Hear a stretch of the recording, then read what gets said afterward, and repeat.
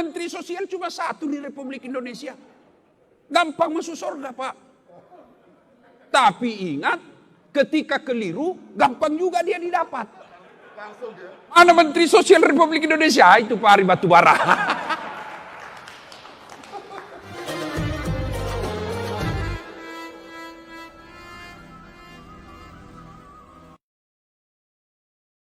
Pak Menteri kita ini, alhamdulillah, saya dengar-dengar cerita kuat bekerja, masih muda, dan kuat bekerja, alhamdulillah. Soal proyek, beliau tidak urusin. Yang penting kerja yang baik. Nah, cara bersyukurnya kerja yang baik. Alhamdulillah, kesyukuran kita lagi, Bapak ini gampang masuk surga.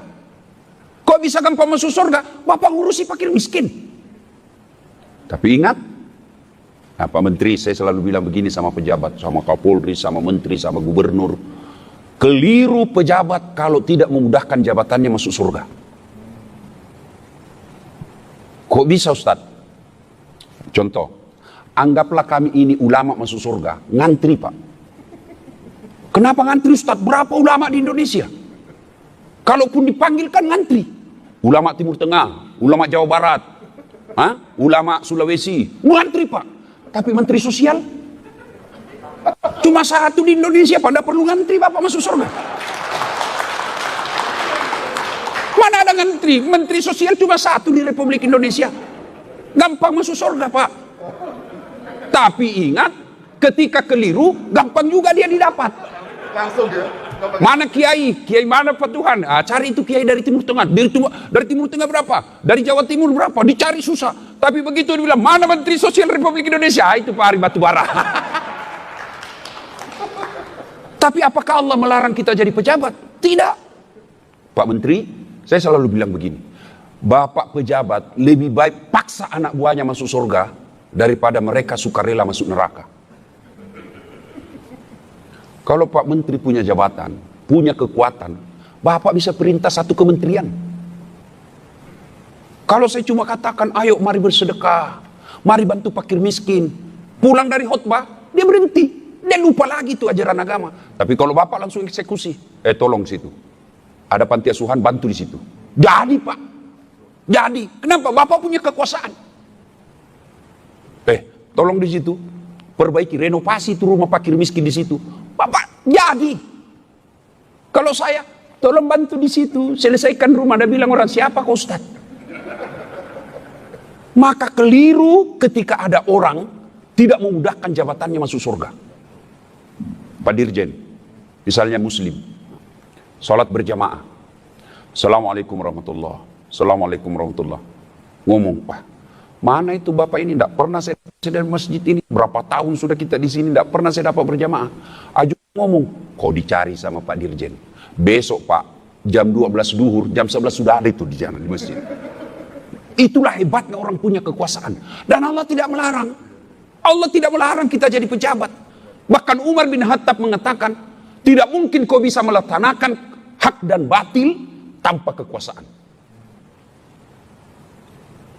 Maka gunakan kekuasaan yang kita miliki untuk masuk surga. Siapa orang baik di antara kita, kata Nabi?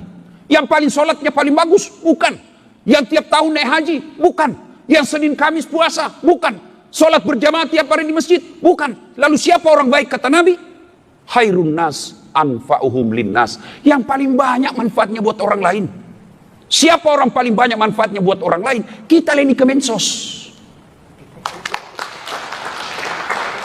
Begitu ada bencana banjir, apa ada KPK di situ? Mensos dulu yang ada di situ, Pak. Ayo, begitu ada kebakaran, apa ada Kementerian Agama ada di situ baca khutbah? Enggak, Pak, Mensos. Coba, KPK urusan kalau Bapak salah gunakan anggaran. Tapi saya kira keterlaluan, Pak, kita kalau masih mau menyalahgunakan, Pak. Kita umat Islam, selalu kan ketika kita sholat baca, inna sholati, itu setiap sholat dibaca itu. Inna sholati, wa nusuki, wa mahyaya, wa mamati, lillahi rabbil alamin. Sesungguhnya hidupku, matiku, ibadahku, sholatku, saya serahkan segalanya kepada Allah. Berarti ini aplikasinya, prakteknya dalam kehidupan kita bekerja ikhlas. Itu ikhlas, luar biasa penghargaan Allah. Kalau Pak Menteri bilang begini, Dasat, kau kerja ini ya, soal honor saya punya urusan, maka saya paksi maksimal kerja saya Pak. Kenapa? Saya belum tahu nilainya, maka saya akan bekerja dengan baik. Tapi kalau Pak Menteri, Ustadz kau kerja ini 10.000, maka saya akan kerja seada-adanya. Nah, saya sudah tahu nilainya. Itulah ikhlas. Kalau Bapak bekerja di Kemensos hanya mengharapkan pujian dari Pak Menteri, capek Pak. Jangan cari muka sama Pak Menteri. Pak Menteri senang sama kita. Kalau istrinya Pak Menteri tidak senang, tidak jalan urusan Pak. Pak, cari muka sama Menteri, capek. Kenapa capek Ustadz? Contoh, ini penyakit manusia. 10 disuruh kerja. Kau kerja ini deh, 10. 9 yang benar, 1 yang salah, yang 1 dipersoalkan Pak. Goblok memang kamu ini. Sudah dikasih tunjangan, dikasih uang bensin, dijamin sopirmu. Ini kau tidak bisa kerja. 9 yang benar, 1 yang salah, yang 1 dipersoalkan. Itu manusia. Beda kalau Bapak mencari ridha Allah. Bapak 10 kerja, 9 1 salah. Yang 1 yang benar. Ini yang Allah puji. Maka jangan cari muka sama menteri. Begitu ganti menteri, cari muka lagi. Capek kita cari muka. Maka itu yang disebut kerja ikhlas. Kerja ikhlas. Dan orang yang kerja ikhlas bukan cuma dapat gaji tiap tahun, tiap bulan, tapi dia dapat janji surga. Tapi kalau Bapak bekerja, cari muka, kejar golongan dan gaji, di akhirat nanti, ya Allah, mana pahala aku ngurus fakir miskin 30 tahun? Allah berfirman, kau bohong. Kau ngurus fakir miskin itu kan kau mau cari muka. Kau sudah dapat eselon, kau mau dapat penghargaan manusia. Kau sudah dapat, saya sudah kasih kau di dunia. Sekarang kau tidak dapat apa-apa. Maka orang Kementerian Sosial mestinya mengedepankan bekerja lillahi ta'ala. Dan orang yang bekerja lillahi ta'ala insya Allah aman dari KPK.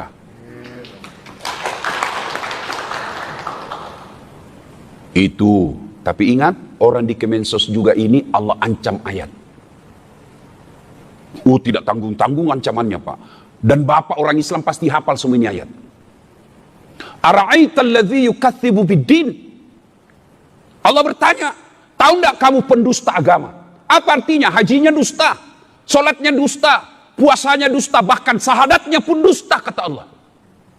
Keislamannya Islam dusta. Siapa mereka? Mereka kata Al-Quran tadi, mereka yang menghardik anak yatim piatu dan membiarkan fakir miskin terlantar. Itu tanggung jawab Bapak semua. Hati-hati. Dan kalau ngambil haknya fakir miskin, susah tobatnya Pak. Susah tobatnya. Kalau saya dosa sama Pak Menteri, gampang saya Pak. Apalagi kalau dosa kepada Allah, gampang sekali tobatnya. Kenapa? Dosa kepada Allah gampang tobatnya. 1, nyesal.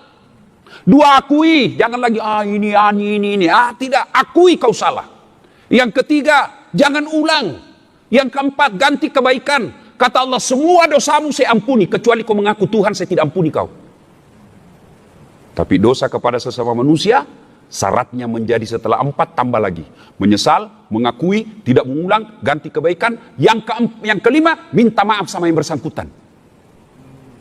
Dan yang keenam, kalau berkaitan barang, kembalikan barang negara yang pernah kau ambil. Jadi kalau saya dosa sama Pak Menteri, 1, saya akui. 2, saya menyesal. 3, tidak mengulang. 4, saya ganti menjadi lebih baik, saya akhlak saya kepada Pak Menteri. Yang kelima syaratnya saya minta maaf. Pak Menteri, maafkan saya. Kenapa ada dulu sendalnya Pak Menteri hilang? Saya ngambil itu Pak Menteri. Maafkan saya. Itu syarat, itu harus. Sudah itu lalu saya katakan lagi, Pak Menteri bilang, oke, saya maafkan kau Dasat, tapi kembali dulu sendalku. Itu tidak boleh kalau tidak disebut. Maka bapak-bapak yang pernah berdosa kepada istri, syaratnya harus sebut itu Pak. Ibu maafkan saya Bu. Ya apa judulnya ini Pak? Tiba-tiba kau minta maaf. Nggak usah lah, nanti kau ngamuk lagi. Maafkan saya Bu. Apa sebabnya? Tapi jangan kau marah Ibu ya. Nggak apa. Maafkan saya Bu. Dulu waktu saya tugas ke Sulawesi, saya ada perempuan mirip betul sama kamu Bu. Maafkan saya hilap ibu, saya hilap. Kata istrinya, begitulah manusia biasa Pak, kadangkala kita hilap. Saya maafkan, karena waktu itu saya juga selingkuh. Tiba-tiba saya pernah selesai ceramah gini, Pak Menteri ada yang ngomong sama saya, masalah ini ceramahnya Pak Ustadz. Kenapa? Saya pernah selingkuh sama tetanggaku Ustadz, suaminya tentara. Terus jadi saya sebut nanti, saya bilang jangan, nanti kok ditembak. Itu kalau syaratnya berkaitan dengan barang, kalau Bapak mau bertobat, setelah kita sampaikan syarat berikutnya, kembalikan barang yang pernah Bapak ambil. Ya bayangkan. Dan kalau tidak dikembalikan, itu barang yang pernah kita ambil, ini rukun iman Pak. Ini tidak bisa diakali, tapi iman yang bicara. Syaratnya kata Nabi, barang kalau kau tidak kembalikan sebelum kau wafat, maka barang yang pernah kita ambil, disuruh pikul di padang mahsyar kelak. Lewatlah pegawai honor. Di samping kita, pantas hilang meja di kantor. Ternyata Bapak yang ambil. Maka yang pernah ngambil barang-barang Kemensos, kembalikan besok Pak. Benar Pak, kembalikan. Selama tidak dikembalikan, selama itu tobat tidak diterima. Wah, itu kalau meja Pak. Gimana kalau ngambil duit 2 miliar? Tapi dibilang mahasiswaku, duit 2 miliar Ustadz di dompet aja itu kalau uang Singapura yang 10.000. Saya bilang jangan kau bayangkan uang 10.000 Singapura. Tapi kau bayangkan uang koin 2 miliar, berapa karung kau pikul itu? Semestinya ini semua tidak akan terjadi ketika akhlak kita baik. Akhlak kita baik. Nah, kemudian akhlak yang kedua. Hilangkan rasa sombong. Kantor ini Pak, biasanya kinerjanya tidak baik kalau banyak pegawainya orang-orang yang sombong. Dan orang sombong itu sangat potensial memecah persaudaraan. Apa itu sombong? Apakah sombong Bapak berpakaian mahal? Belum tentu. Pak Menteri punya usaha sebelum jadi menteri, punya duit, pakai barang mahal. Apa sombong? Tidak. Pakai itu Pak, itu rezekinya Bapak supaya orang tidak meremehkan Bapak. Pakai. Allah tidak melarang, itu rezekimu udah saat pakai. Lalu apa itu sombong? Kata Nabi 2 sifat sombong itu karakternya. 1, menolak kebenaran, nganggap remeh orang lain. Jadi Bapak pakai baju krokodil yang katanya kalau asli kepalanya menghadap ke dalam, kalau palsu kepalanya menghadap keluar, jadi buaya darat. Apa sombong? Tidak. Bapak pakai jam tangan Rolex, apa sombong? Belum tentu. Lalu kapan Bapak sombong? Ketika Bapak pakai barang mahal lalu meremehkan pegawai yang murah. Security, kau tahu ini jam saya 300 juta, kamu pegawai honor security, tidak bisa kau beli, sombong. 2, apa sombong? Menolak kebenaran. Mentang-mentang anak muda, kan di kantor seperti ini kan kadang-kala ini orang tua, tiba-tiba protes sama Pak Menteri. Apa? Kami ini sudah 15 tahun jadi pegawai dan promosi. Itu anak muda baru 2 tahun sudah promosi. Bener Pak, ini baru 2 tahun tapi otaknya Pentium 4. Prosesornya cepat loading. Bapak 15 tahun tapi otaknya Pentium 1, lambat loading. Sudah Pak, sudah Pak, mana? Tinggal di print. Belum sudah namanya itu. Ini otak zaman dulu ini yang begini.